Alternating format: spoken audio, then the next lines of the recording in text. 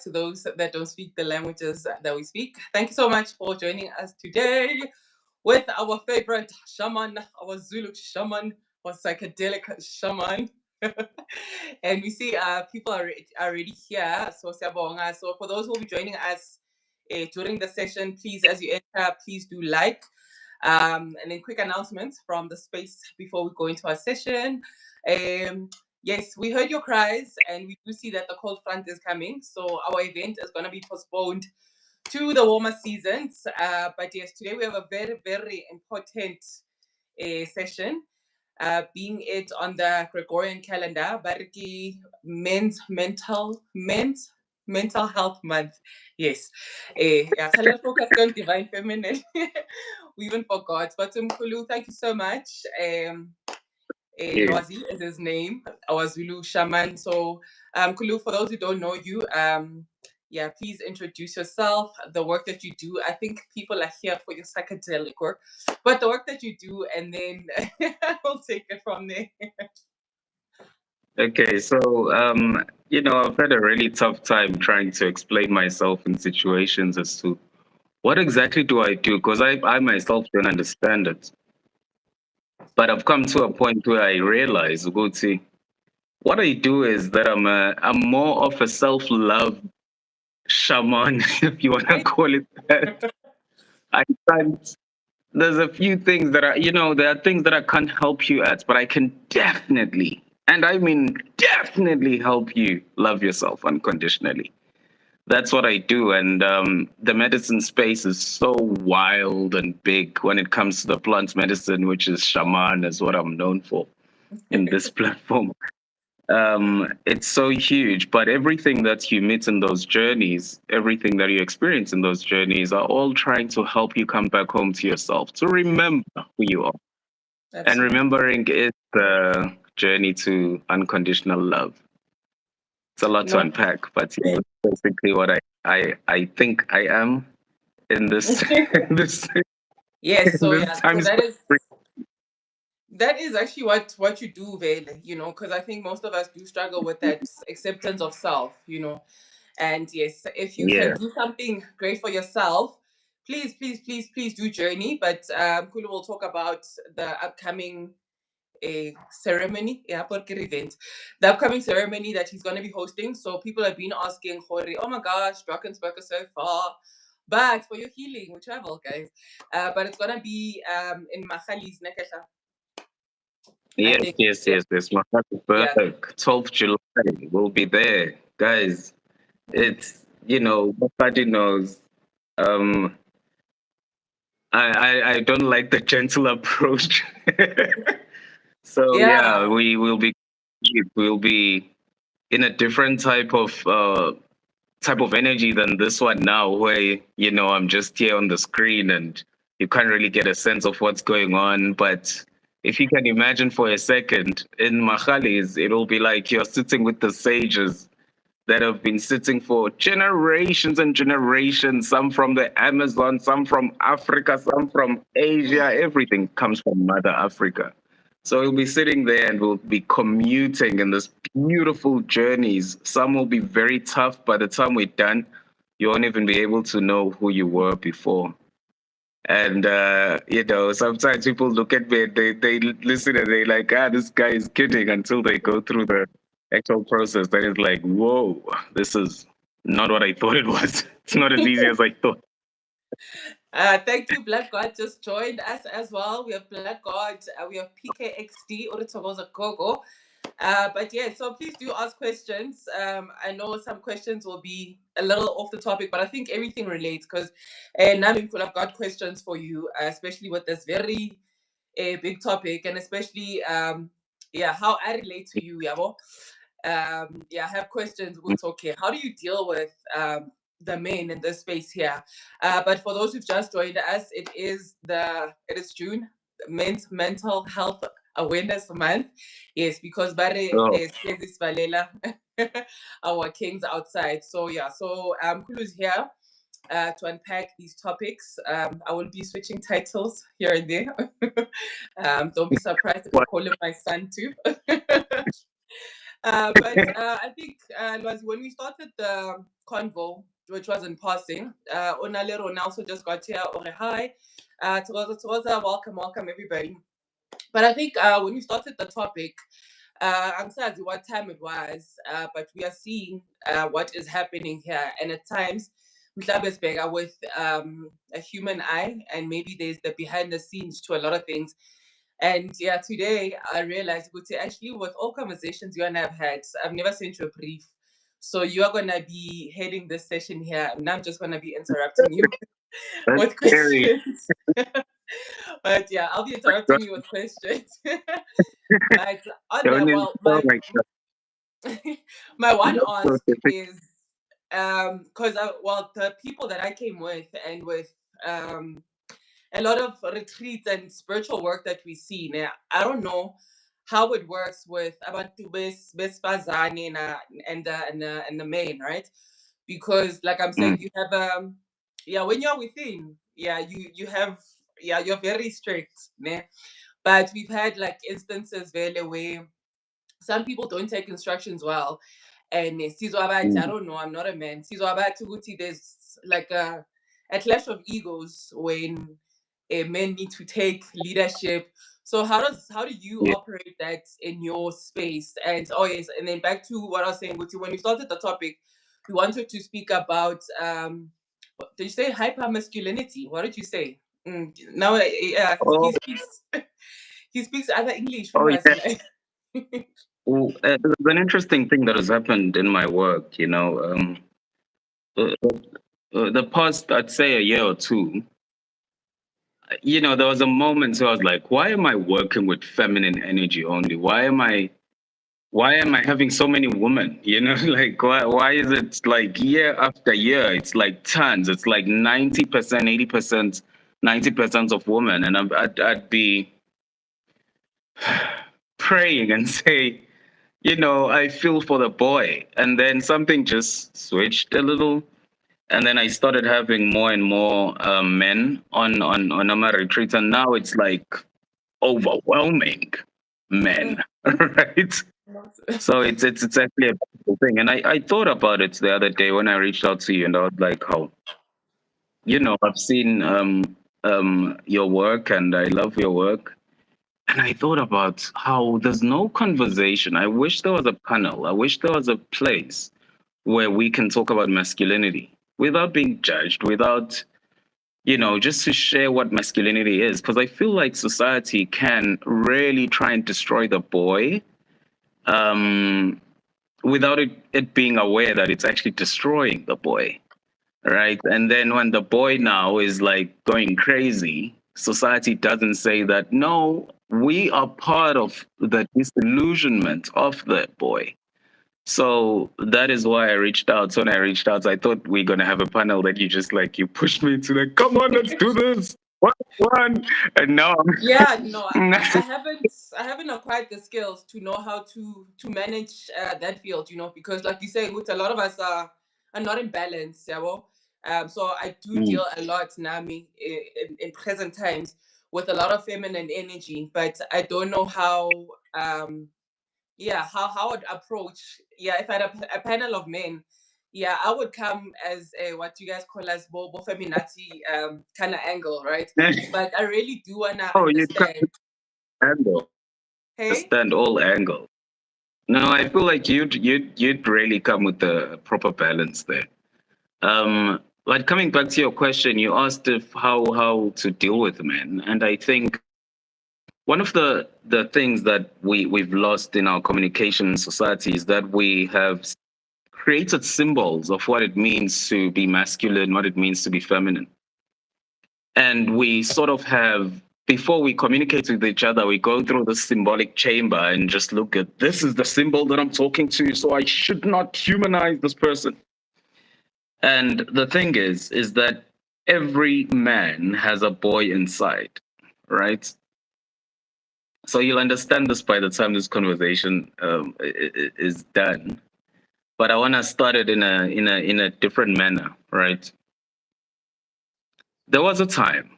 Um, I'm going to talk about a little story of a boy a boy who had a tragic upbringing, a boy who had a very troubled childhood, was always trying to escape his childhood, never felt the blessings of the father, just felt the curses of the father and the curses of the mother as well. A walking shadow type of boy, like how you see a shadowy figure of a man and you like in the dark, you're like a walking shadow type of boy. So one day, this boy, he was introduced to something called meditation. And out of many things that he's went through his life journey, where he's went through all the chaos, all the stuff, the rubbish of the planet, right? He was introduced to in meditation. And then this boy, one day, he was meditating. And then, if you can imagine this, right? As a boy, you're sitting on top of on a mattress that he didn't buy, that a girlfriend bought for him, and a lost boy, and is having this meditation moment, and he's like, I need to meditate and just keep saying to myself, I love myself, I'm enough. I love myself, I'm enough. I love myself, I'm enough. And then suddenly, Weiss is saying that there's this masculine figure with like an older man who's in his 70s or 80s, who looks like a sage, like a very powerful man who's run through all these different life stages. And he just comes and shoots to the boy's visual, right? Like if you can just tilt your head up a little and you imagine like a visual of someone shooting in front of you. And in the visual, he sees this man who has traveled dimensions and understands everything about life. And he says to the boy, the most powerful thing that this boy has ever heard in his life, but he didn't understand it. But hopefully, you guys will. He said to the boy, "O son of light, O son of light. You've been wondering, son of light. Everyone wants you, son of light. You are needed, son of light. Because you are love, son of light. And everyone wants love." The boy snaps out of that meditation without understanding what had just happened to him. And what that old man was basically saying to the boy is that throughout your whole journey as a man, you go looking for validation. And that validation is within. You look at all the stories like of life and different textbooks of different stories. The most famous one, the Judeo-Christian story of Jesus the Christ, was looking to please the Father. You think that if that man came to Jesus the Christ, he would know that he doesn't need to please the Father because he's always valid, he's always enough. He doesn't need to work for it. He doesn't even need to herald people around him to say, come, please the Father so he can enter heaven. He would just have understood in that moment, right, in that story, that he had always been valid and always been enough. So the journey of the man child, right? Are you guys still with me? The ones who are here. Someone said, I love your hair. Yeah, I'm not too sure yours or mine, but thank you, Ona. And are we still connected? Ona, we are cut, but I think we are still connected. Um, what did I want to ask you? There's something that you were saying that I wanted to ask you. Oguti, this validation thing, right? Does it like what forms that? Oguti, like we feel we're not enough. Are our parents? Do our parents also need reparenting as well? Because I think uh, most of us wing Mm, the parental journey. Kanti we don't see which mm. okay, maybe we're damaging these things. And then I want you to also touch on what's your feel on that imbalance of, for example, my queens are gonna hate me today, but that whole take a girl child to work and focusing on the girl child and yeah, what of the boy child now? Yeah. That second question will affect more people than they can ever imagine. It's already doing that in the Western world. Um, so the first question is if our parents are reparenting and why do we feel like we're not enough? A human being, right? I'm just without spending too much time on the topic, has like four, if you want to call it this, has four needs, right? And one of the core human needs that any human has to go have is the need to be seen. Imagine if your parents didn't see you as a child and you're crying, nobody cared. Like you'd probably die. So these needs are formed by survival. The need to be seen. And another way to call this need is the need to be to be noticed, to feel important, to be validated, right? That's the need that every human being has. And that's one of the needs. The other need is the need for freedom, the need to be liberal. And, without that need, I think would still be in slavery and all of that. That's the need that would be driving those agendas where people revolt because they want to be free. They want to escape the reality that is consuming them. Then the third need is the need for security, right? The need for certainty. Every single human being has these needs. The need to know that you're safe, you're protected, you're taken care of. And then the fourth need is the need for love, the need to belong, the need for belonging, right? And when you understand these needs, it actually helps you understand societal figures as well. And it helps you understand like society as a whole. If you look at someone who has a need that is missing the most, you can see yeah, how they live. Like someone who feels like they don't belong anywhere, they always try and attach and belong somewhere, right? And that is why some men join gangsterism. It's the need to belong. So first, finally, you belong somewhere. Then there are people who try to push that need and say that I am important. Notice me, see me, I'm the best. Because the need to be valid, the need to be seen, was probably interrupted in their childhood, and they never had that need. So we are born with like, if you want to say these four needs, there are more needs, but these four needs are the majors.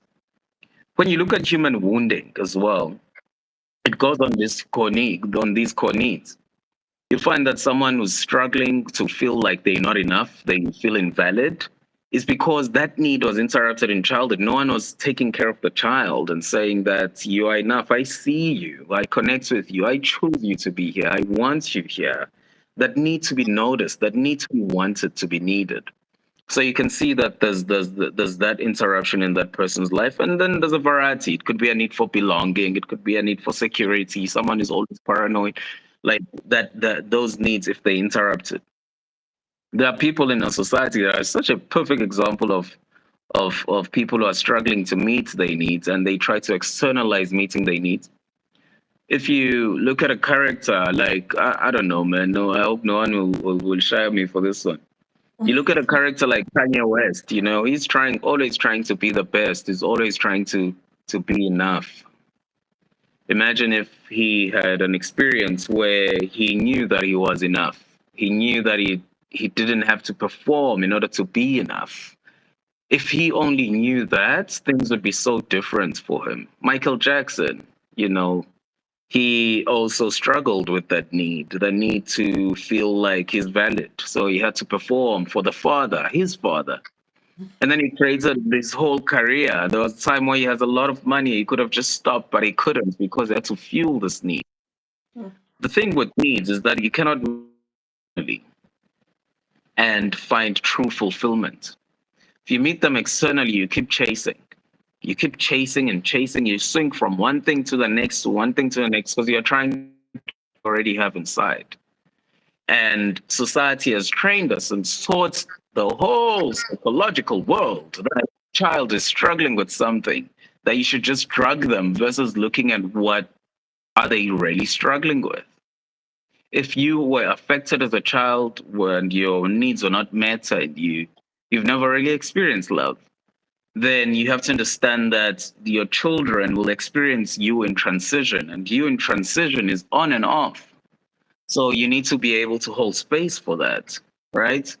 And and it's just the nature of reality. The next per generation repairs the old generation, repairs the old generation, repairs the old generation. Can So I ask? Yeah. Sorry, can I ask something? While you still on that, yeah, about acceptance and feeling enough, right? Especially as a person who's been on the seeking journey. But Mm. you've also been initiated in Sangoma mysteries, if I was to call them that, right? But there's always the like, what does morality also cut this thing here? Because I'd say, hore, eh, like it's always like we're doing something wrong in Jalo, right? Moya Dlozini, you have to be dressed in a certain way, you have to be of a certain caliber.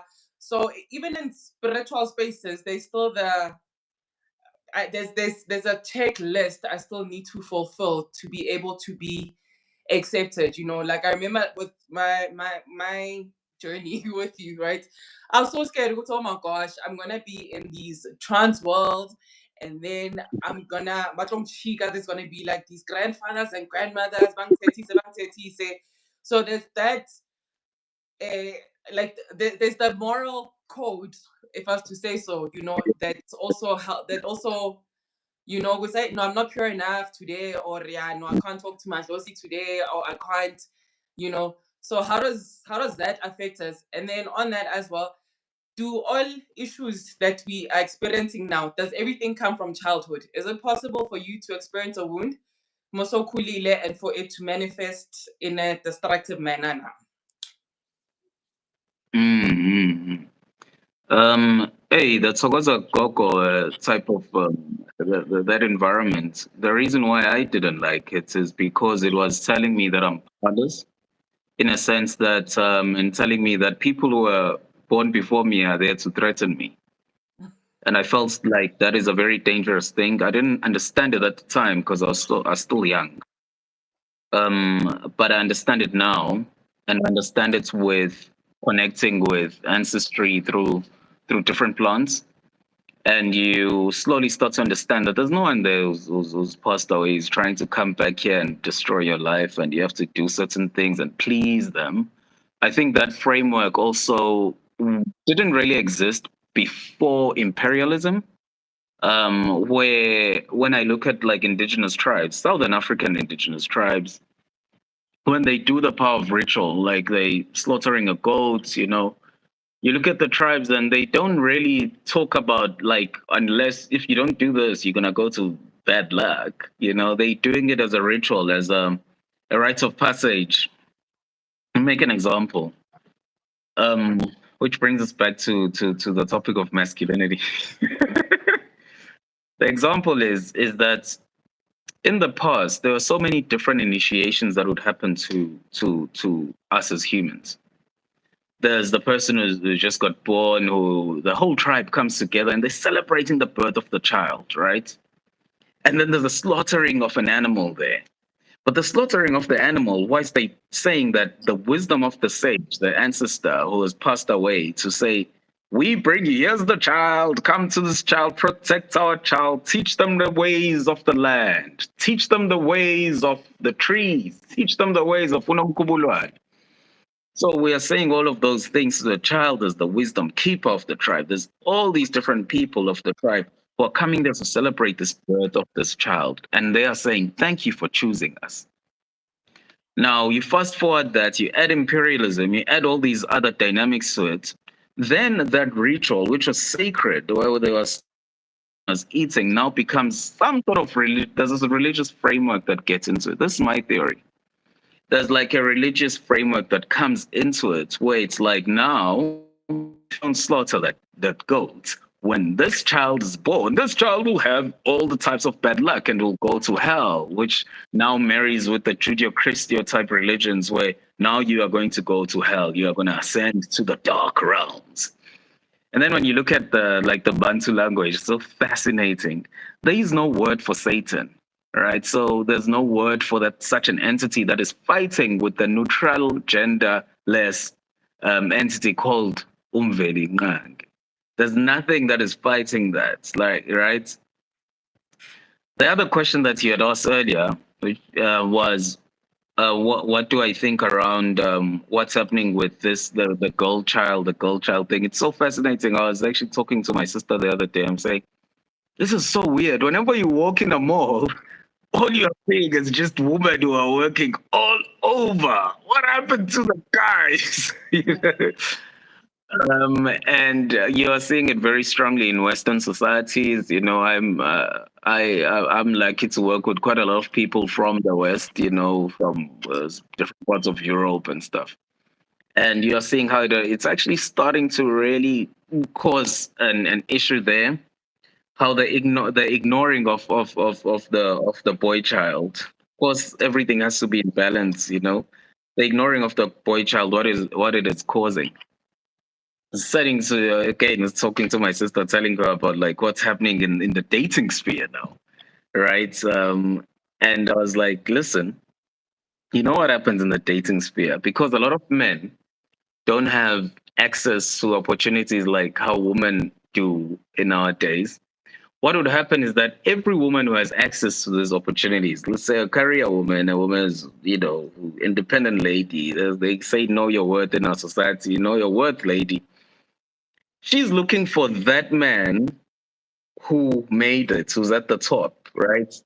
And those men who are above are very little compared to the men who are below women. Very little. So what happens in society is that because they're looking at the 20% and everyone is going to that 20%, now that 20% is so spoiled and it thinks it owns the world, and then women make up their stories based on that 20% as to what all men are, right? Because these men, the 80% who cannot provide, cannot do this, da, da, da, da, da, who don't feel worthy of women, yada, yada, those men are not getting the women now who are in a more privileged position. But that's what's happening in mostly in Europe and Western countries. I think we're slowly getting there. I believe in equality in all forms of equality. I think the imbalance right now is actually maybe good to because it's going to autocorrect in good time or not. But I want to talk to Mohadi about like the stages of masculinity, right? Um, Most people don't understand this. They don't know that men have different stages. Everyone has. It was more so apparent in the olden days where we could see clearly that men have different types of life stages. There's the guy who gets born, and the tribe, as I said, comes and celebrates. Then, as the child has their first wet dream, then there's again the tribe comes and there's a sacred initiations and vows that are happening. And then the little boy now, he's now taught that he belongs to the boyhood. Now that he's had his first wet dream, he's now belonging to the boyhood, right? So he's no longer belonging entirely to the parents, he's belonging to the boyhood. So in his mind, he is transforming, right? And then we have the next stage of that young man, where now he's like 18, 19, 20. It still happens in tribes, where he's going through a stage where he now belongs to who? To himself. He's being taught, the whole tribe gathers, you belong, boy, you need to be self-independent. You need to be able to walk for a couple of days to go to that place and do the hunting. You need to come back, and there are rites of passages. Different tribes have different ways of going around into darkness, 8 years, it's insanity.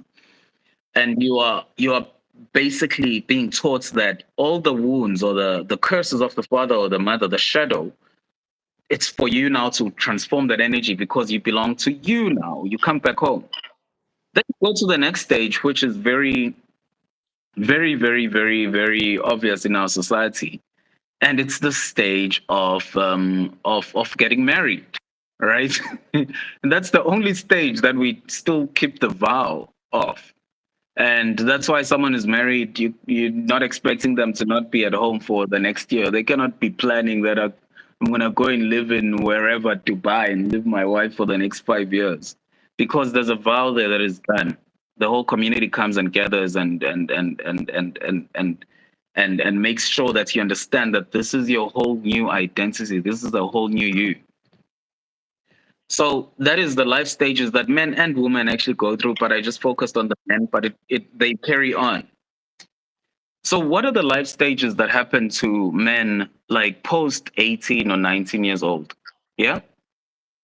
there's first of all, a boy child goes into this stage, and this is so important. I wish everyone could just listen right now. So important to understand this, because it will help you understand your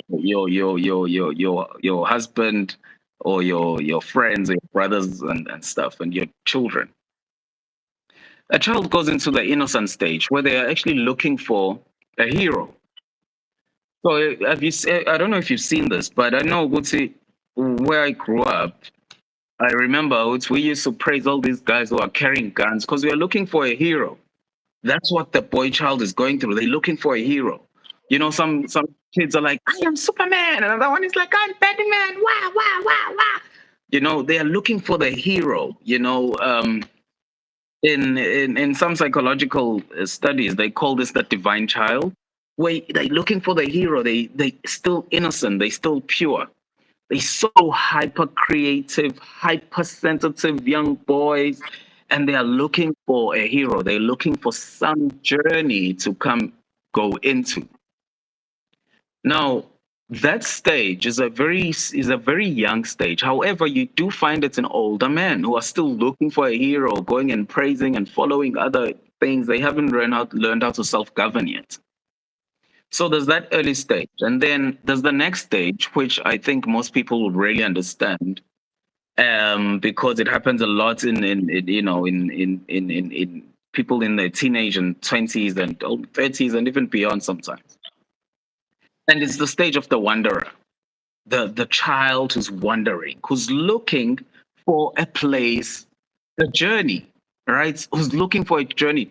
You know, if you study religious texts and all other texts, or the power of myth and all these different mythical mythologies, yeah, you find that there's a part where someone is looking for an adventure. They are wondering. That's why one day they have this idea, they want to create this. The next day they will have this idea, they want to create this. The next day they have this idea, they want to create this. The next day they have this idea, you know. And in that stage, most men, they are not really highly committed, so they just adventurous. They just still looking for who they are, right? So it goes from the first one where it's the guy who's like, I idolize a hero. I want to be a hero one day, to one who's now trying to be different heroes. So that's the adventurous stage, right? And in this adventurous stage, you find that men reject authority. You know, that is why it's so easy to get men in that stage, and then make them be part of gangs and all of that. If you go to prison, you'll find that a lot of guys in their 20s are inside there, men in their 20s. Because of that stage of the wanderers, trying to be the hero that you've always looked up to, right? And another way to put this stage is a stage of being rebellious, you know, trying to find yourself. I don't know how many things that I did when I was in this stage. There's nothing I haven't done in this bloody planet.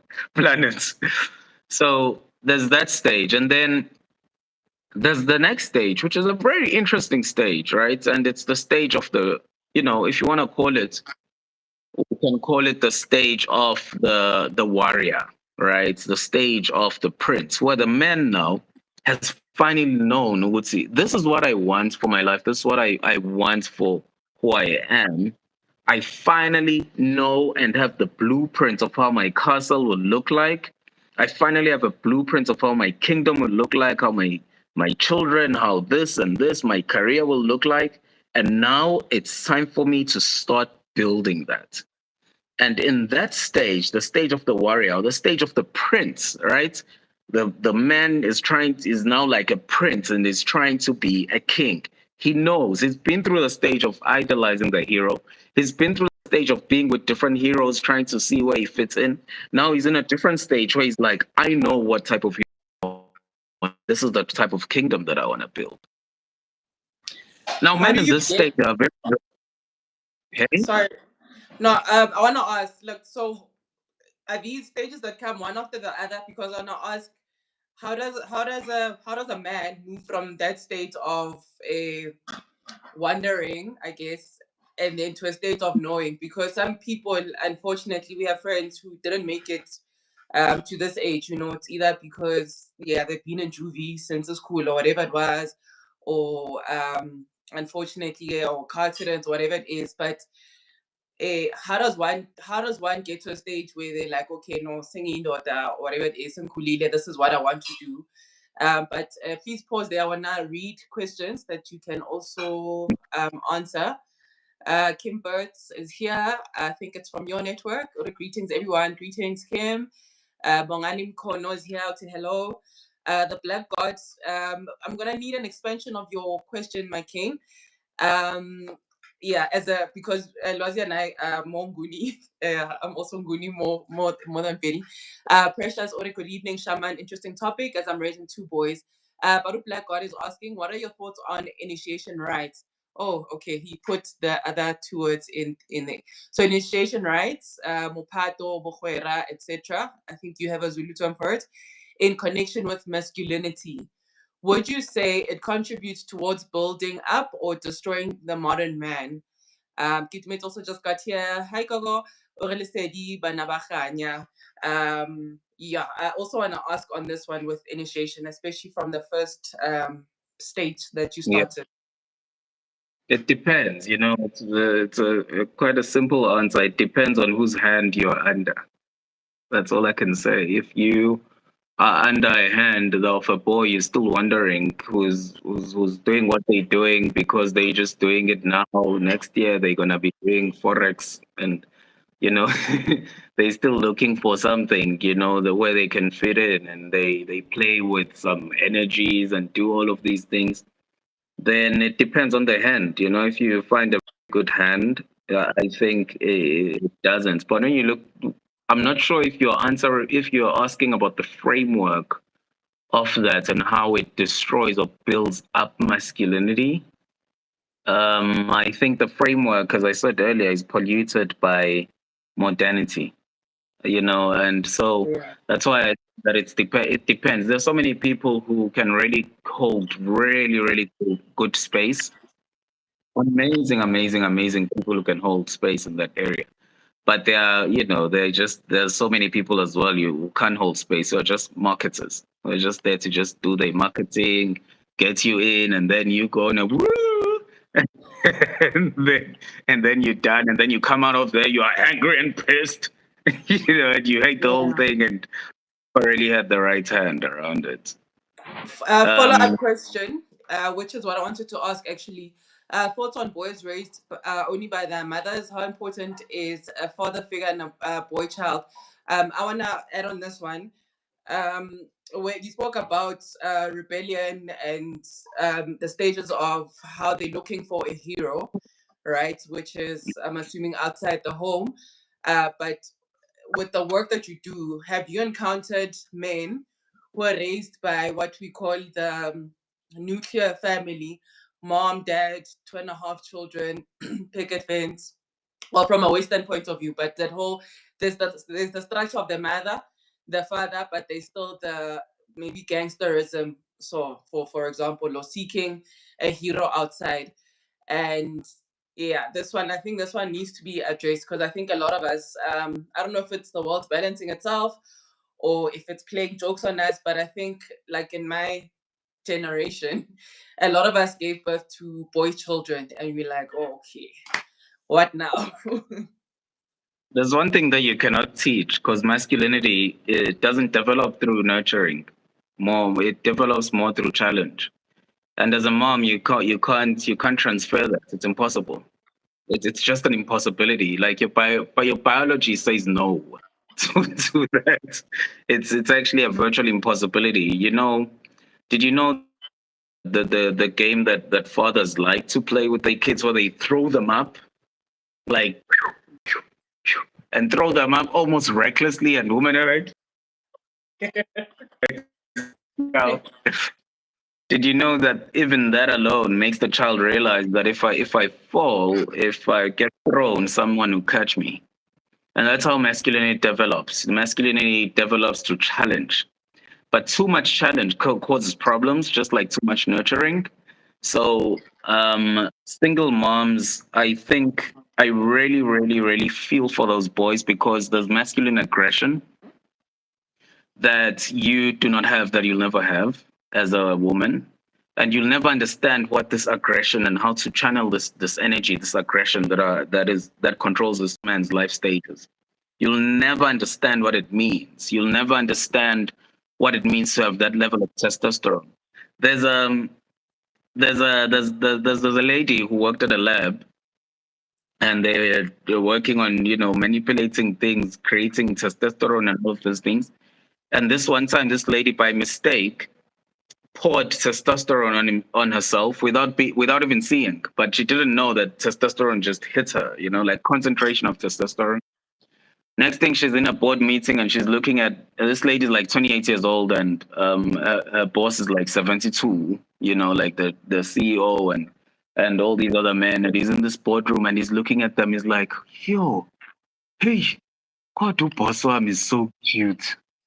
Yo, I've never noticed this. Oh, if I could just grab him." And he's looking at, and she's busy looking at every other man in the room. He's like, yo, I know Peter is married, but the shirt he's wearing, you know, only to find later, he's like, what the hell just happened to me? She was feeling her hair raising, her heart pulsating, all types of things in that boardroom. Only to find out later that what happened is that she mistakenly poured testosterone on herself. So you'll never understand what that does biologically. It's impossible. It's just an impossible. It's just like I will never, ever, ever, ever understand what women go through in terms of their emotions and all of those things, and all the states that women go through because of their bodies. I even sometimes think that women go through a lot in 30 days more than we do in like 30 years or Oh, we do. something. So we I would never, because it's a biological impossibility.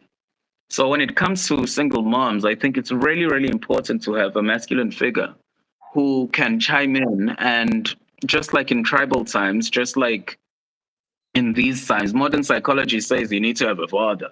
But the reality is that you need to have a father figure, like that masculine energy, where someone can teach you how to channel it.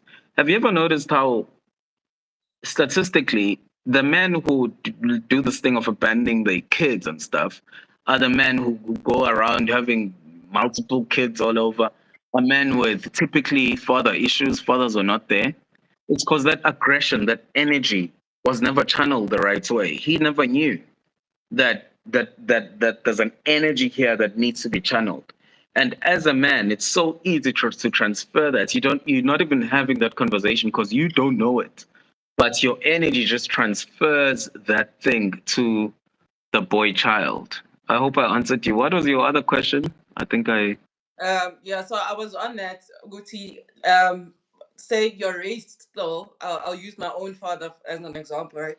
You're still raised with mom and dad, but you'll still end up in what we call social Oh, ills, your yeah. gangsterisms. You're still looking for that figure. So, For example, yeah. I've seen it. Hey, look who's here today. Kahisa just joined us here. Hi, Butlali. Hi, Kogi. Thank you for joining us. But I wanna, yeah, while you're still answering that, right? So my father, for example, right? So he's got multiple children, even though he's also managed to have his own family, his wife and his other kids. But he's a reckless guy, you know. I even blamed the death of one of my siblings recently on like your lack of being a father. I feel my father's still like a teenager, still like that. Yeah, because I was born to teenage parents. So I still feel he's that, but he had the mom, he had the dad. So what is it? What actually does happen? And is a physical presence, does it mean that the father is fathering? Is the mother mothering because they're physically there? Is they could there still be a disconnection with physical parents still being there and for a child to look for things outside the home? So Yeah. those are So those. it it it comes to it comes back to this thing of Fuguti. It's not even about the present. You know, the present is very necessary. It plays a huge role, but it goes a little beyond that, where your father, for example, cannot give you what he doesn't have. So in his life journey as a man, he might be stuck somewhere in a certain stage or life stage that he might be stuck in, and he cannot give you more than that. You might be wanting that, but he cannot give you because he himself has suppressed that part, or there's something going on with him. So it's you can be raised by a group of women, but you still have a mother wound or a feminine wound where you have to act all masculine because in the environments that you're in, no one was taking charge of things and no one was trying to protect you or no one was trying to be present with you. And it was all just so many emotions and you couldn't put it clearly. And then eventually you just have this masculine mask, which is trying to help you understand and deal with the environments that you are in. So it is about what's missing in that parent. So parents cannot transfer what they do not have. It's a Yo, virtual impossibility. It's like you are trying to go to someone who's begging on the streets and you are saying, please, I really, really need to pay for my bond. Please, bro, ngiyacela. Cela nkosi yami, ngicela ungibolekele imali. They cannot give you. They're like, I don't know what you want from me because they cannot give you the stage that they've never been in. there's an interesting comment on that actually. Oti, I know a deadbeat psychologist who was raised in a two-parent household. Sure, Yeah, wild. yeah, you can study psychology, you can study whatever, you cannot escape yourself. Psychology has been, if you look at modern psychology, it's probably using a model that's 100 years old and it's a very backward model. When I look at like modern psychology, it works very strongly on managing the psychosis versus solving the problem. So if you have a child in modernity, right? If you have a child that dissociates, like you're talking to a child, they dissociate, they go somewhere else. In the past, it used to be called dissociative personality disorder, and now it is called ADHD or neurodivergence or whatever.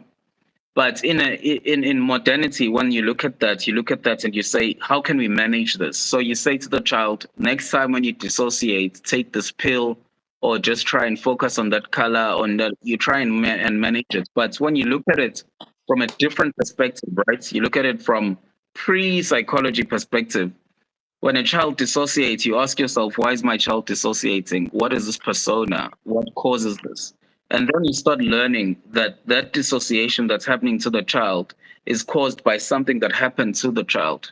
When I was young, Mohadi, there's a time where I never spoke, and because something had happened to me, right? And that me not speaking in these times, if I was born in these times, they'd say this child suffers autism versus looking at what has caused this child to become this way. We've become such a lazy society that has been infiltrated by capitalism, where we need to drug our children, and now we've created all this specialty about stuff. I listened to an interview with Trevor Noah, or a clip here, Trevor Noah with being interviewed, and he's describing how he dissociates. And I thought to myself, Trevor, your father tried to kill your mother multiple times in front of you. Of course, you're going to dissociate. How else will you cope with a crazy environment like that, where you literally looking at your mother taking the last breath of air? Eventually, your stepfather eventually shoots your mother in the head. How the fuck do you expect to cope with that? Because when you're a child, you have to have this thing that gets born that says that I need to get away from this reality in order for me to survive. When you look at paranoia, right?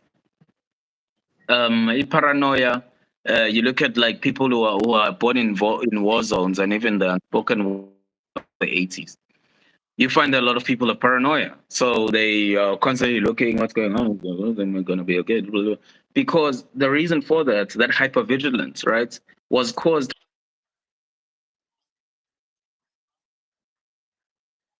If you are in a war, who do you want to have close to you? A well balanced people or someone who's super paranoid who's going to help save you?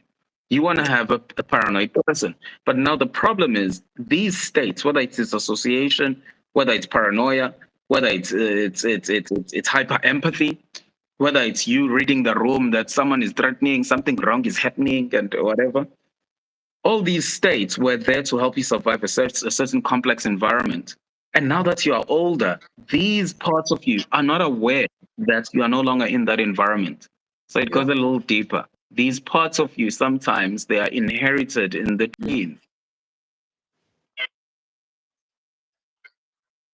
who makes you very vigilant of all the dangers around you. And you think that, oh my God, I can sense everything. But can you sense positivity? Can you sit next to someone and be like, such beautiful energy? Can you be in a room and be like, these people are so amazing? Or is it always looking at the danger all the time? And so when you look at, you know, when you look at that, psychedelics, they've I've learned is that most of these things that we have in society, whether you call it depression or whatever, have a cause. They are not you. You are not that. It's impossible to be that. You are soul, and you have this beautiful human journey, and you are not the problem. The problem has a cause. And for you to be free from the problem, you need to sometimes find the cause and free yourself from the problem versus trying to drug yourself or manage yourself through drugs or go drink alcohol or gamble and be have sex or whatever. So I want to yeah, ask but about the one as well. Please do remind me, since we're speaking masculinity. Thank you for those who just joined us as well. Please, as you enter, please like, so that YouTube can do its algorithm. But I want to ask that when we go back to masculinity, the yeah, I'm saying that I'm speaking from my reality. It might not be how it is, and like you're saying, mm, I don't know how it is to be a man and whatnot. But can we speak also promiscuity in the gents? Is that a cry for help? Then can I read El Regalo's comment? Or this is painful but true for me. Growing up without a masculine presence shaped me. I'm a femboy, I'm gay, and I believe part of that comes from what I didn't receive. This is my truth, not a rule for all. Thank you for sharing. Thank you for sharing, Delgado. Welcome, welcome. If you've just joined us as well. sharing. So yeah, the you said that being promiscuous is a cry for help. I'm asking, yeah, as yeah, because I know I recognize that with. Pardon,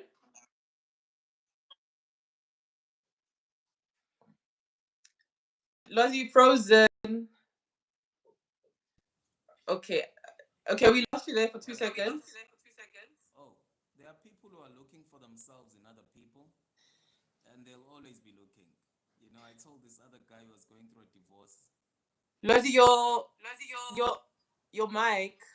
I can see you, but I can see you, but you sound like you're in the you background, sound and I like you're can in the hear background, myself and I can echoing. hear myself echoing. That's weird. Can you rejoin? Do you mind closing and then rejoin again with the same link? Let me try and rejoin.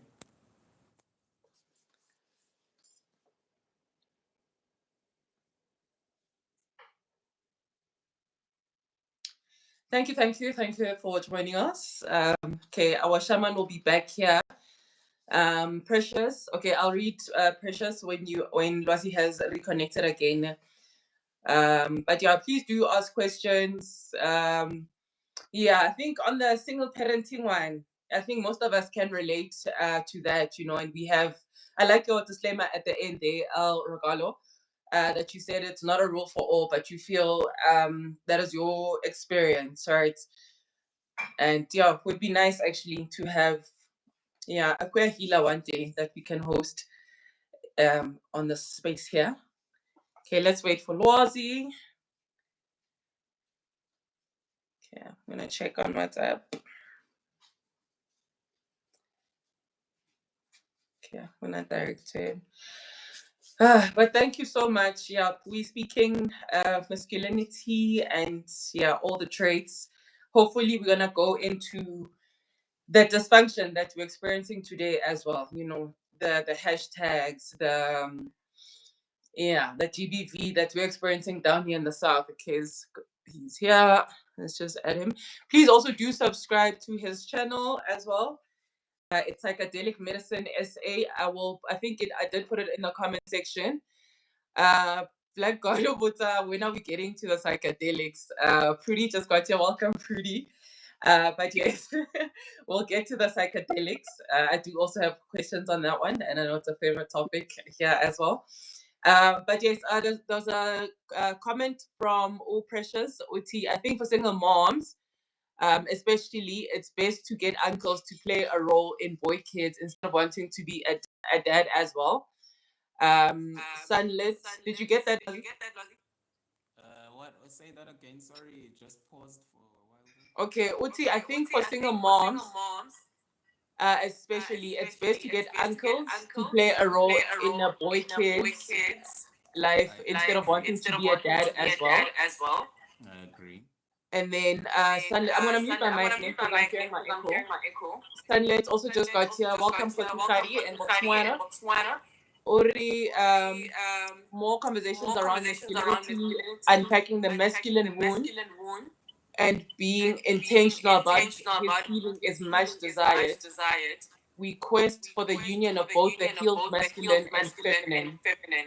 And then Kitumetse, I wonder what is the effect of losing community to the colonizers' version, nuclear family.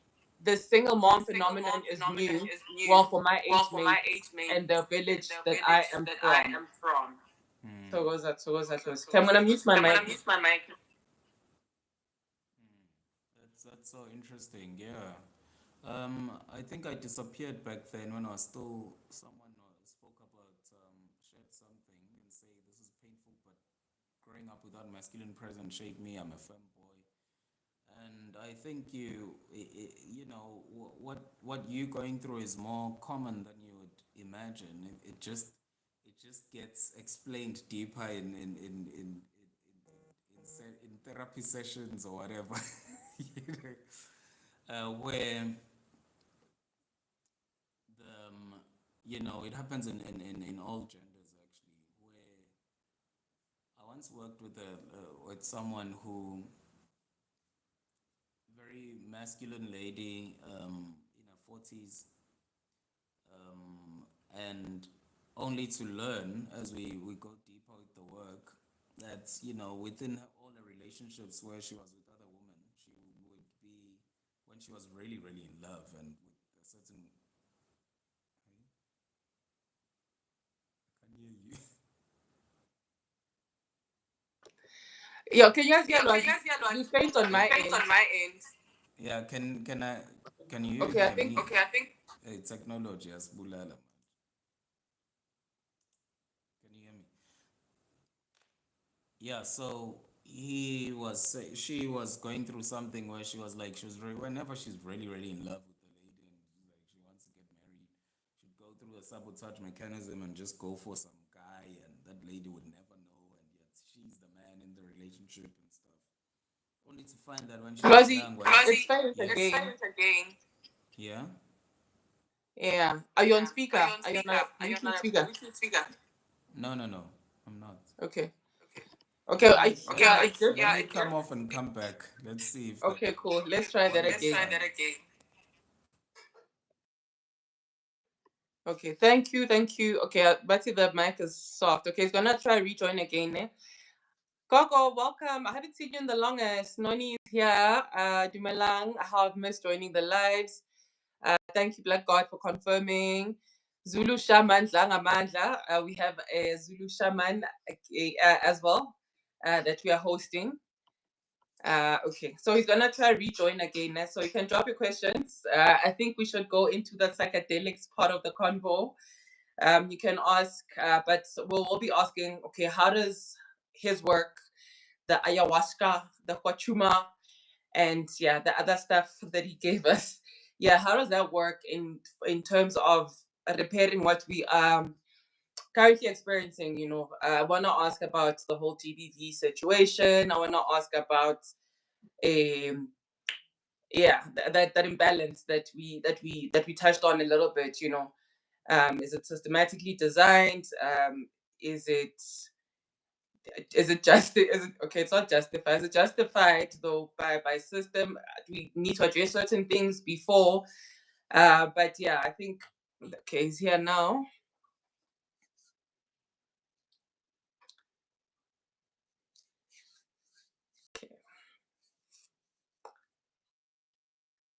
Okay, you're back. Let's test your mic.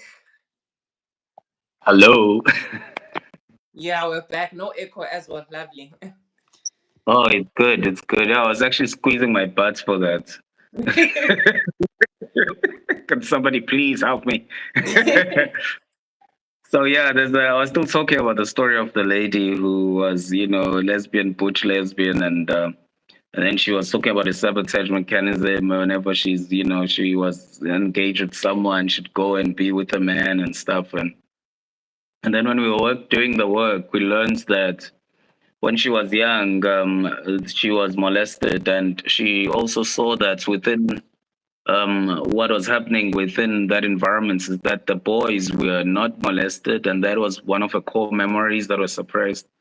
And then she started acting like a boy, and that's how she became. She started acting like a boy at that age because she was trying to protect herself, and then the molester would just sort of leave her because she'd see this tough, angry little girl, and then she took on that persona and she lived with it and made it a life. And worse, molestation does do a lot of gender questioning, and it's not spoken about in society, but that's the reality, where your molestation does make you question your own gender. You go through a gender dysphoria, you go through all those cycles. And when she was going through that, she knew hers because she had chosen it as that child was 7 years old.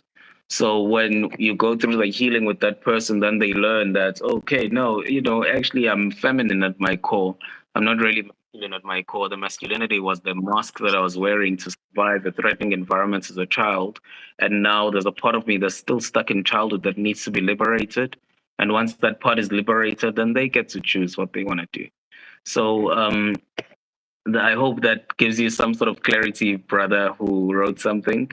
I think it was L.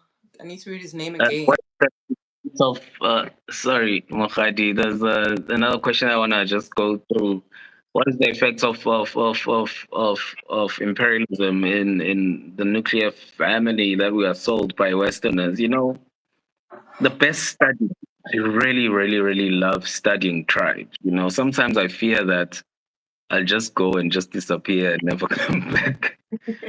I love studying tribe. I love studying different tribes in all over the world. Whether it's Indonesia, Asia, wherever, Amazon, Africa, Southern, Northern. And I always get fascinated by the fact that Uma, like the mom, the mother figure, the feminine energy, is found in every member of the tribe who is a woman. And the mother, the brother, the father, the uncle, the grandmother, the grandfather, I mean, any father figure is the masculine energy of the tribe. So the village, right? That's why even in our own Bantu type of linguistics, you find that we still say ma to a stranger because that is how we behave in a village setup.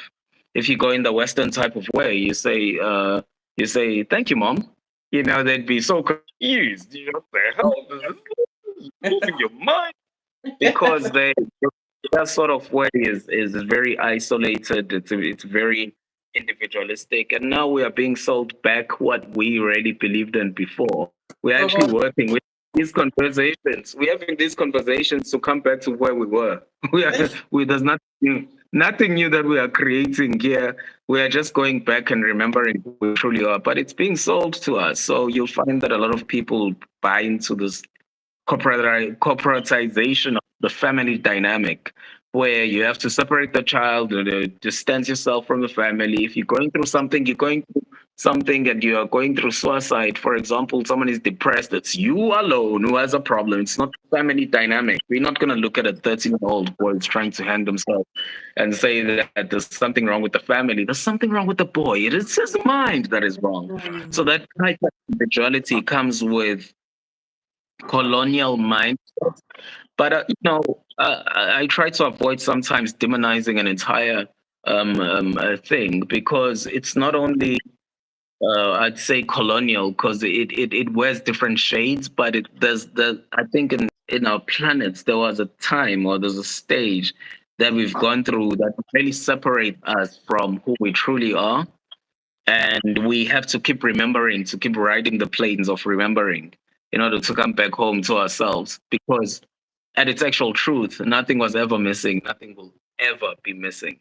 And we are brainwashed now. It's even worse. We're brainwashed by Christo-Judio religions to believe that we are born not enough. I remember I went to a very Christian Zulu school where Mr. Mkhize, sorry if he ever listens to the show, he was Kabahle. really but they're always teaching us that we really need to worship God and we need to do right by God and in order for our lives to be okay. But we never were taught that we need to be do right by us.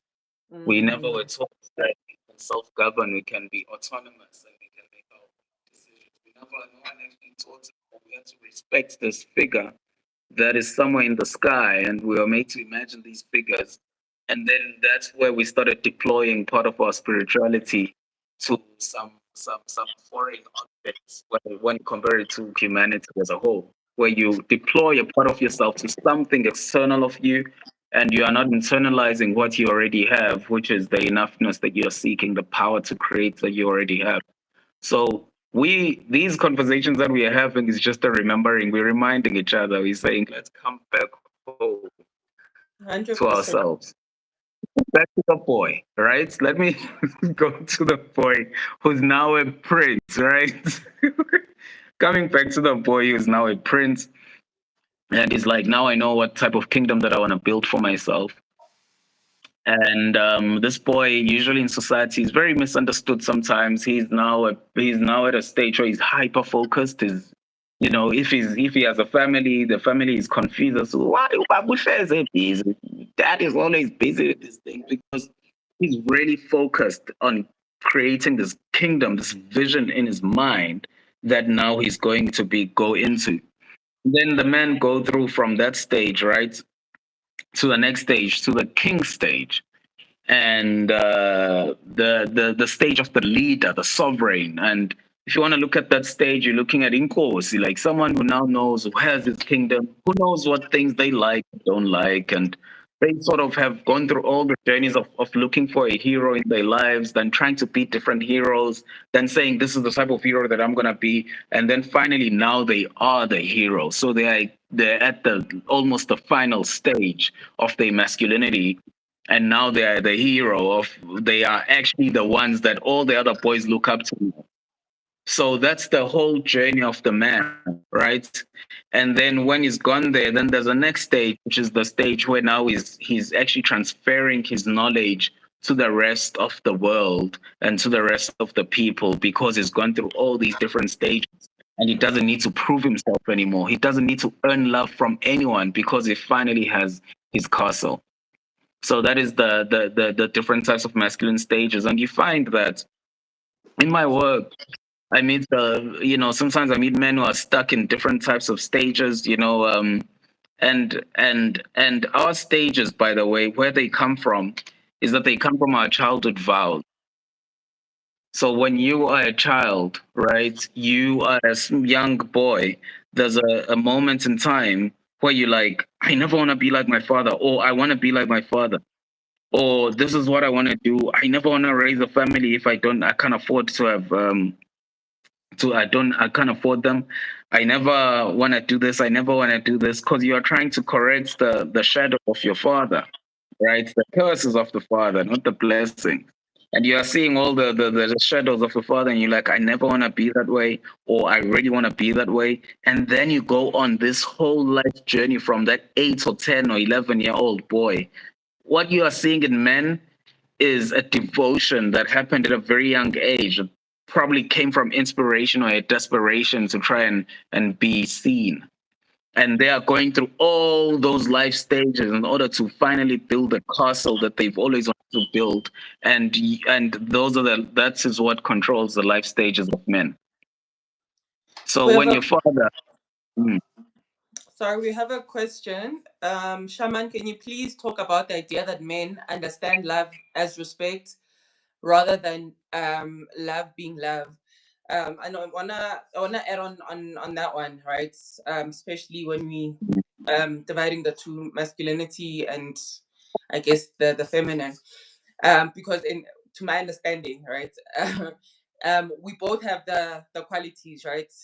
they just need to find that Yeah, balance, yeah, the masculine and yeah. the feminine. So in society, I wanted to get to plant talk and um yeah, how yeah, how we remedying this thing, right? Because I think if the people that are here was to share stories, like every woman in here, I'm sure has got a story. You hear lines like "Eh, mina ngiyindoda," or "uyandelela," or so. And I know with this question here, I know also from religion. I can't quote the scripture exactly, but there's that thing of what is it?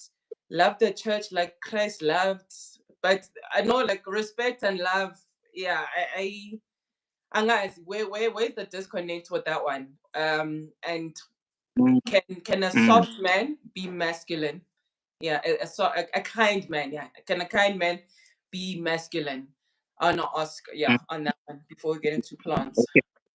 Oh, I love the last question. Oh my God, I wish that was the topic. So there's you know the thing about respect, that when men say that they prefer respect equals love for some men, most men in our society, respecting God. Remember, if you look at Judeo Christian, of the religious things that really really really really influenced us, is that you need to respect God, or otherwise God will send you to hell. So respect, what the code word, for respect is that if you respect me, it means that you love me. Just And like fear how me. some women say that if you can provide for us, it means that you love me. You don't need to do any other thing, but if you can provide, it means that you love me. But if you give me, some people, it's like if you see me, attention, not even connection, just attention. It means that. So men have been really strong on this thing that if you respect me, it means that you love me. And they don't know that you don't need respect to get love. They don't know that. And I've seen that over time. I don't know what causes this, is that most men struggle with the need to be valid. So the need to be seen, the need to be noticed, the need to be validated. And in fact, working with suicidal guys, I've noticed that it is always that thing of being saying that I cannot provide for my family anymore. I never thought da, da, da, da, da, da, da. Yeah. I know my wife loves me, but I want to take my own life. And I'm like, yeah, of course it makes sense because you're never enough. Like yeah, I think it's really dominance, that thing of like that I'm not enough. It's really dominant in the masculine type energy. And I think that is why when masculinity is struggling, if you have children, many parents who can tell you this, that if you have kids, you can see that the kid who's suffering with the father wound, for example, the woman will go internal, the man will go external. He'll be looking for his father outside there, joining, being with different people, da da da da da. But the woman will be like, "Hey, because my father didn't love me, okay, this means that I just need to come back to myself," and I don't know what causes that, and I think it's because of maybe biochemistry. Masculinity expresses itself through action and challenge, and the other through nurturing and empathy. So maybe Which that is that what is you see also in cases of breakups, right? In a heterosexual relationship, the yes, yes, yes. girl would be, I want to be single, I want to focus on myself, like do the work. And then on Mm. the opposite side, in a Guys, hetero relationship, the guys, over guys, you at 7 and another at 11, different girls, whatever it is. So yes, how yes, yes, yes. is this from the root chakra? Is this the inner child crying again? And yeah, I want us to go into medicine, being that you're a young guy, right? I think when somebody thinks shaman, I, I self was expecting like an ancient guy and whatnot. You're a surfer, you're a beach guy, you're free and all of that. So Mm. how do you one get to, because there's the pre-counseling, I get, that happens before ceremony and stuff. So do you not, as a guy self, do you not struggle with the ego clashes of, okay, I need respect for us to be able to start this journey, into medicine? And then how do you determine? Because there's ayahuasca, which is the grandmother, and then there's the grandfather, which is the masculine. So how Yeah, do you yeah. determine? Can a masculine person use ayahuasca? Can a feminine person use the grandfather plant, the San Pedro? How Mm, does it work in your practice? And how is it? Because I know with us there's a lot of crying and all of that. How do you guys address it in a comfortable manner in ceremony with grown men? Yeah, if I was to say so, because versus where you've seen yeah, also a petreni, there's the whole sorry Ngokobelane, but the whole forced respect, the whole um and I do not disrespect, ne? Please just try hear the point I'm trying to make. Versus mm, go pace, right? There's the forced respect thing. You have to be on your knees all the time. Kibaba, kibaba. There's the respect is linked to fear, right? And this is still in the healing space. So how do you help gents go through this journey without imposing the fear, without like you're saying with suicide, like those mm. sayings, I think how masculinity is now is so linked to capitalism a lot. There's a Yeah, question as yeah, well. I wanted to give you a yeah. high five also on inspiration or You know, desperation. my brain is now buzzing out of control. That's the fifth Also, question in our. you and I have the same brain. Okay, let me let you. No, so the one of the questions you asked was like, which was earlier, is the soft man masculine. Masculinity is presence. If you think of the sun, right? The sun that keeps shining, it's just presence, and all the seasons change and everything else, but masculinity is just that presence. So whether you are soft or not, it doesn't really mean that you're not masculine now. The only problem that has happened in our society is that we've been brainwashed to oblivion to think that Ushaka Zulu, for example, they portrayed him as this hyper masculine, crazy, toxic man. And that is what society has said that masculinity is. But I think masculinity, more than anything, if you look at a father, a real father figure, they're not threatening you. You just feel calm around them, you feel loved around them. And that's just what it is. It's a sense of protection, a safety that you can be all the seasons of life, my dear little boy or girl. But I'm just sitting here in presence and just witnessing you, and I can guide you because I've been through all those things, and I'm here for you. Even if I've never been there, but my love is so strong that I can protect you, and it's just that presence, the sun, right? That's so Um, dope. hey, That's a great analogy, actually. Presence, yeah, it because is. the sun, yes, the It's sun the is sun. always there, versus mother who comes to nurture in cycles. Yeah, And ooh, and yeah. my son. So, hey, my mom.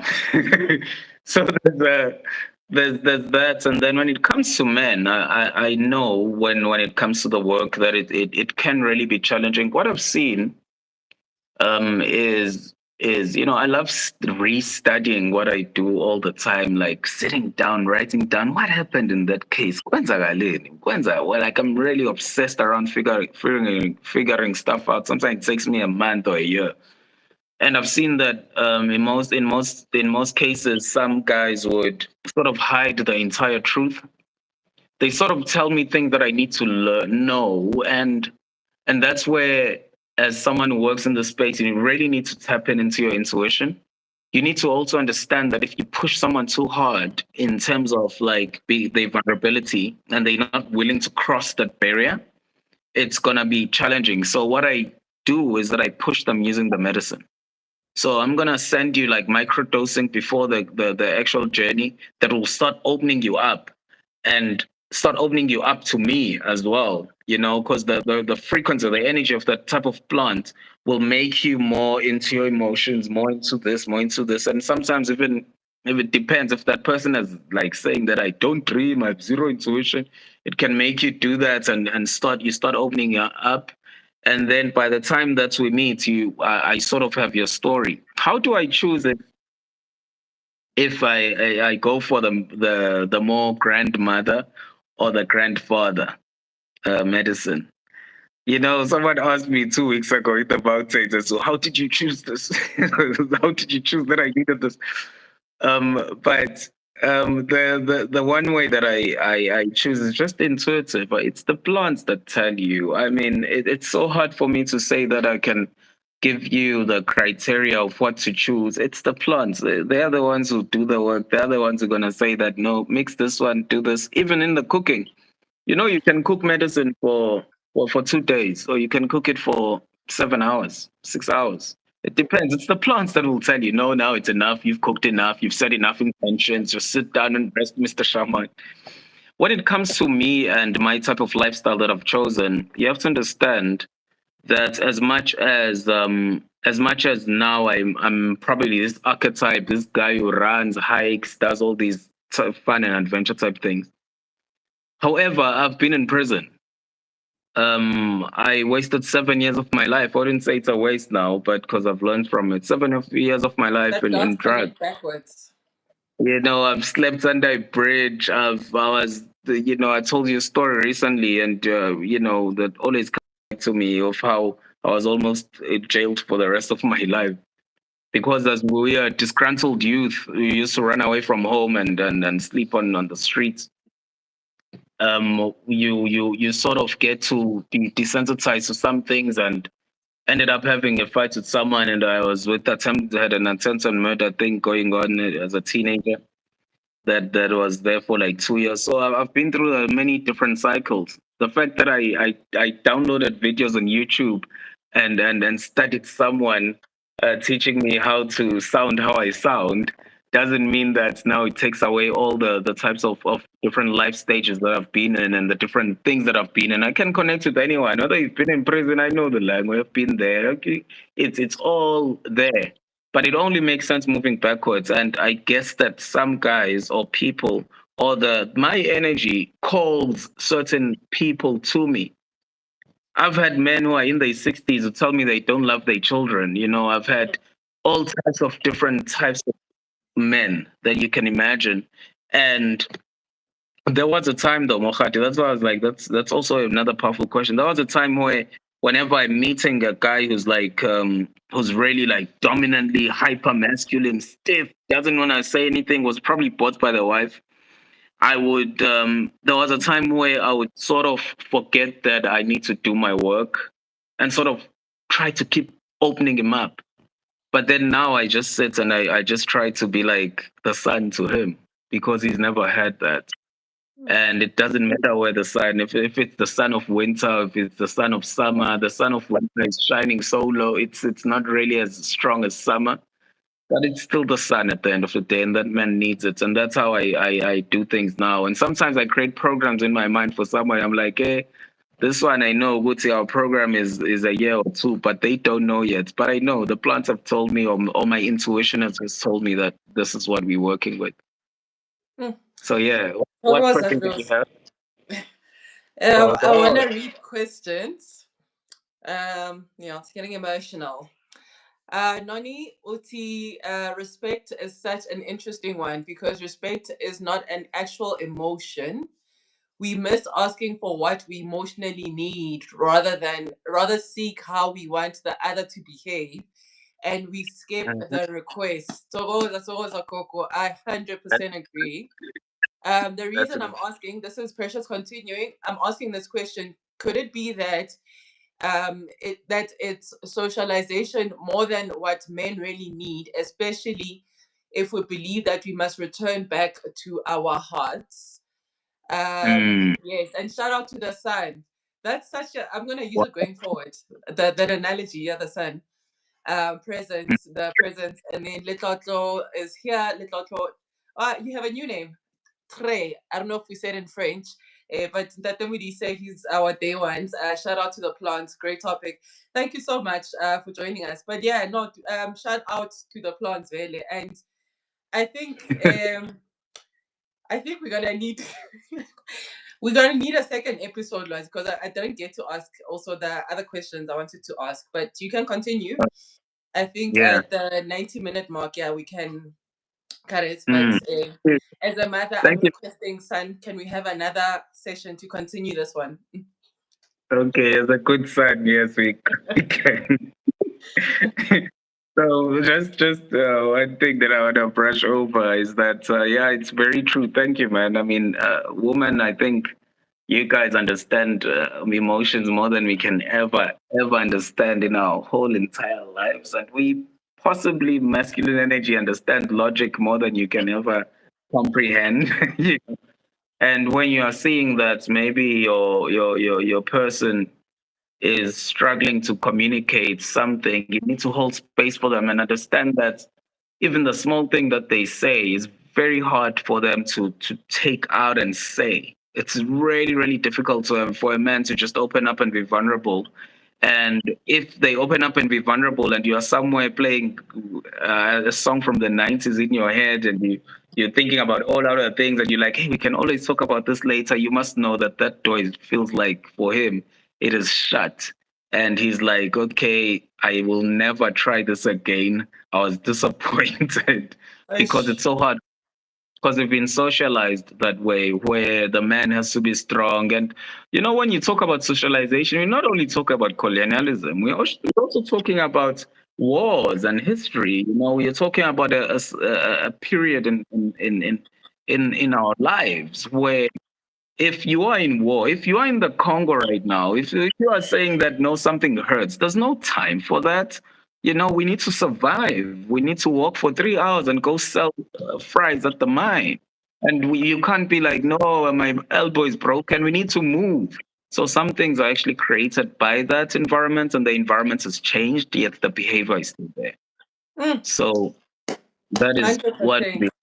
As you One more mentioned, before we go, one more caveat, right? That no, I don't think people here know that most masculine energy has something called a transition time. So when you see a guy who's coming back from work, he's probably gonna come back home being grumpy or whatever because his head is still transitioning to the next thing. Because most guys cannot multitask. So he's transitioning to the next thing where he's like, now I'm with my family or now I'm with my lover. So when you are in a hurry to try and make him come quickly and transition, you have to understand that you're dealing with a linear soul who has like a more linear type way of thinking, and he's coming from one program, now he's going through a transition time. And that's why there are so many memes of men locking themselves in the toilets as soon as they come back from work, because they're transitioning to now I'm coming to the family. That's what more cabbage. Rosa, there's a comment for you there. Ore, wow, this bra has deep knowledge. He answers all the inner questions and fills the inner gaps. Just listening to him is Yeah, well, healing. We definitely need him more often. He's truly a blessing from God. Thank you, Loazi. The Black so God much. is giving you a, we don't know if it's the Togoza ones, but it's 3 claps. But it's interesting you mentioned Ushaga Zulu, or how we understand the story of Shaga Zulu. So I think because also Mm, the post as you shared it, there were questions there that I wanted us to address there. But can we speak about the in Spedi we say bomma syndrome, but it's basically you guys will say you know mom, a grown guy, so you know mom, you know, but that mama's baby thing that still exists in men, right? mm, And then there's another one I wanted to address. But yeah, can we pick up from plant, but not to be very invasive on like how it goes? Because, you know, with us as well, we tried coming with gents and the gents ended up not coming and it was just us, Bondlovu guys. But thank you, Loazi. Pretty says know thyself, it's levels. But thank you for that. I think it answers questions for some of us as well, you know, because mm. I personally am tired also to be operating from a masculine, like this whole hustling and doing all these things. Like I'm tired, you know. Man, And I yo, think to this day, actually, the cry I had at the ceremony, that was the best cry of my entire life. You know, that hug from a grandmother. you know, even though we're using the grandfather plant. So maybe we can pick up Mm. from there. But please, can you share with us the next ceremony that you'll be having and why it's important for people, you know, to go to this ceremony? And yeah, from me, yeah, if you do one thing in your life, please, please, please, please, you know, don't go, don't. We know there's these rooms and the MDMA and whatnot, but It's don't do those things unsupervised. And you know, and when I share stories about you, actually, I'm like, no, Uluas is great because we know there's the whole awakening, right, of the black people. So I'm like, with Mm. Lwazi as a shaman, there's an episode actually you did, yeah, how to choose your shaman. But for me, it's perfect because now if you were to go into a Lwazi trance, he would know what to do, even though he's still working with a ayahuasca or whatever would associate with an Amazonian plant or South American plant or whatever that is.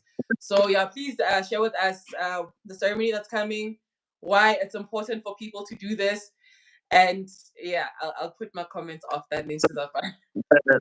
The ceremony that's coming up on the 12th of July in Magaliesburg is my whole intention around it. But the ceremony also always chooses what it wants. You know, my whole intention now around it is awakening the new you. I want you to come out of there thinking that you're still yourself, but you're not. But you look back like a year later, you're like, what the fuck happened to me? What changed me? That's my whole focus point. And then there's also before the ceremony. So like how I work is, no, you don't just rock up and come to ceremony. That's with the type of way that I conduct ceremony doesn't allow that. It's too intense for that. Yeah, I have to actually do a little. We'll have a little session with you where we talk and figure out if this is virtual session nowadays, where we actually talk and figure out if this is the ideal thing for you, right? And in how my approach is it ideal for you, and can I really help you with what you are looking at? And then there's medicine that I send you to get ready for that type of ceremony. Then we meet on ceremony day. Then we do all these types of crazy chants and singing, and then you meet a different Lwazi from the one who's who you're seeing right now. And then there's post ceremony integration where we have our sessions post the ceremony. Very very helpful because sometimes ceremony you come out. I've met people from the Amazon, come from the Amazon. You come out of ceremony and you sort of you don't know who you are. You're trying to figure out yourself. You find yourself going to um like some go to India or whatever, and you're trying to figure out who you are. So you need someone who's a hand, and you still need the medicine to carry on being with you, to try and help you facilitate that journey of your new self. Some people come out of ceremony and they want to make harsh decisions, and they don't realize that those decisions can be made, of course, but they should be made with care, not with just harshness. Because when you think of ceremony, it's like, think of trauma, how it changes someone. But now think of positive trauma. You went to such where it changes you for the positive. You cannot go back. It's like you've changed. And so you just need someone to help you integrate that thing and then also help you find your devotion to self post those ceremonies. Sometimes you come to ceremony thinking that we are working on your psychology, only to find that there's another aspect of you that you are never aware of that is affecting who you are. And it's probably has been in the generation, something that has happened, and then that energy needs to, find a new body, which is me, so that I can transform it into light. No, thank you so much. Yeah, you know, you and I we can talk forever and ever.